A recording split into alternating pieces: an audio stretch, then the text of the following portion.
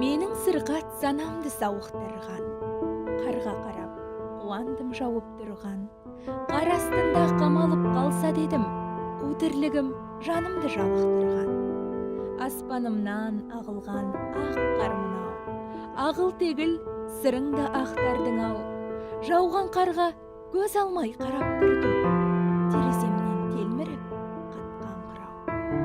Көзіме көрінгенмен алыс мүлде, қиялым қанат қақты таныс күнге. Ақ адал балалығым асыр салып, алаңсыз ойнап жатты қар үстінде.